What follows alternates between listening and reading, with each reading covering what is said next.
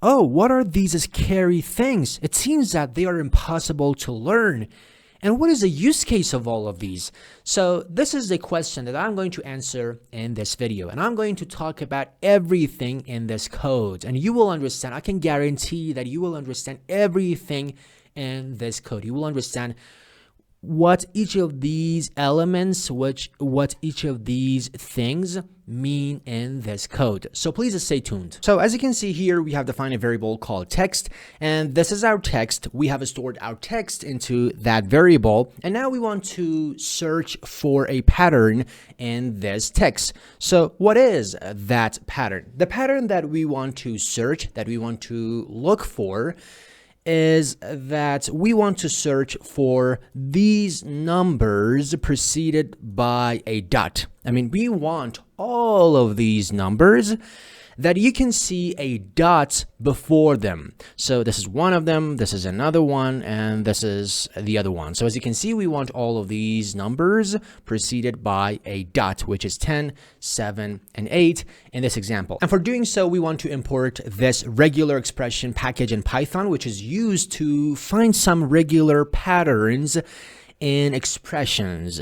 So we are importing this regular expression package in Python, and then we are saying from this regular expression package, which we have imported in the first line, we want to use the findall function. And this findall function takes two things. Number one, it takes a pattern, and number two, it takes a text, because we want to say, okay, you should look for this pattern, which I'm going to tell you in this text. And now let's talk about this pattern. I mean, let's write that pattern. And by the way, as you can see, we need to type that pattern. We need to put that pattern inside a string. And before that, we put an R. It means raw text. It means consider whatever I'm going to type in this string as it is. I mean, raw text. We have another video for this R before strings. But anyway, so we need to put all of those things. We need to write those patterns in this string. So first of all, as I've told you, we want all the numbers preceded by a dot. So we want numbers. And for saying that, we should simply type \d. \d means digit. So we want, numbers. And numbers consists of digits. But this \d means one digit. Maybe, yeah, there are some cases that, as you can see, it is one digit, like this one, like this one. But in some cases, it is two digits, not one digit. And maybe in some other examples, it would be, I don't know, for example, 3 digits and so on. So this \d means one digit. But as you know, numbers can be, for example, one digit and more. How to say and more? So this is one digit, but how to say one digit and more? In order to say that, we put a plus symbol. It means one digit or more. This plus means one or more. So actually, we are saying we want one digit or more. So this is the first part. So we are going to search for all of those numbers that have one digit or more. But is it really finished? I mean, do you only want to search for numbers with one digit or more? Of course not. You are going to search for numbers with one digit or more preceded by dot. This preceded by dot is also important. So we need to write that as well. So before this number, we want to type another thing. So as you can see, I have typed parentheses, and maybe you ask, oh, are these parentheses necessary? Yes, they are necessary. And maybe you ask why. In order to explain this, you should wait a minute. Please wait a minute. I will explain why they are necessary. Anyway, so here we put parentheses, and then we want to say before this number, there must be a dot.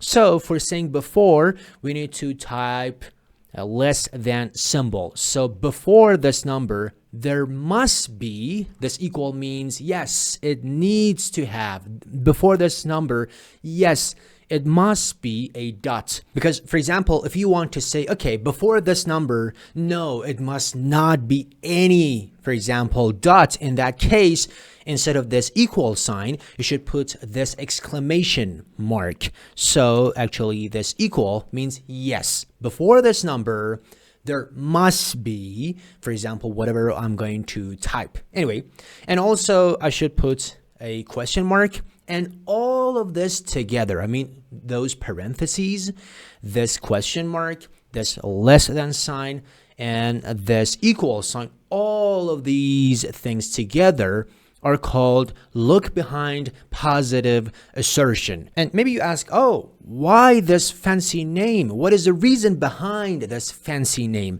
So let's break it down. So as you can see, I've told you, look behind positive assertion. Assertion means that we are emphasizing. We are saying that it is a must that, for example, before these numbers, we need to have a dot. So we are asserting, we are emphasizing that, yes, before these numbers, there must be some things. So this is the assertion part. But why do we say positive assertion? Positive means that, yes, before this number, it must have, for example, a dot. But if you want to say, okay, before these numbers, no, there must not be any dots. So in that case, we should use this. And in that case, it is called look behind negative assertion, because we are saying, no, before these numbers, there must not be any dots. So, but here we want to search for those numbers preceded by a dot. So in that case, it is a positive assertion. And the reason that we are saying look behind is very obvious, because we are looking behind those numbers. There is another version, which is look ahead assertion. And in that case, you should delete this less than sign, but we don't want to talk about that. We are talking about look behind positive assertion in this example. But anyway, we do have look ahead assertion as well. Anyway, so all of these things together, I mean, those parentheses, this question mark, this less than sign, and this equals, and all of these things together form look behind positive assertion. And that is the answer to that question that you might have asked before. You might have asked, okay, why we have put all of those parentheses? Because that's a part of the syntax of look behind positive assertion. That's why you need to put all of those parentheses, because that's a part of the syntax. I mean, all of these things, I mean, those parentheses, this question mark, this less than sign, this equal sign, all of these things are a part of the syntax of look behind positive assertion.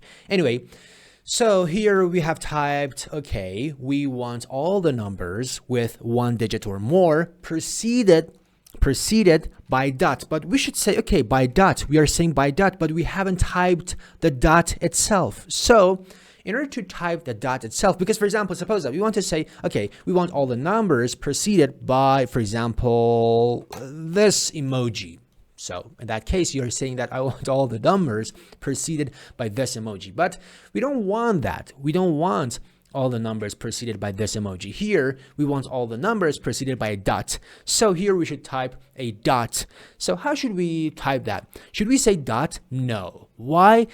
Because in regular expressions, dot has a specific meaning. For example, in regular expressions, this plus has a specific meaning. It means one or more. Yes, of course, in some cases, maybe you want the plus symbol itself and not its role.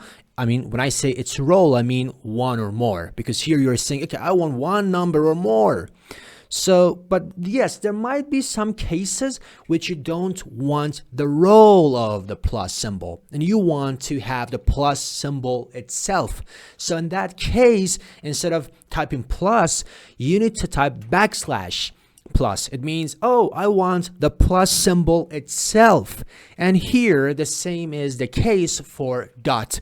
Dot has a special use case, has a special meaning in regular expression. But if you want to say, okay, I don't want the role of this dot in regular expression, but I want the dot itself, I mean the character, I want this literal dot, I want the dot itself, not its role. So in that case, you should put a backslash before this dot. So anyway, here we are saying that we want all the numbers with one digit or more preceded by dots. That's it. So now if I run the code, you can see we get the expected result.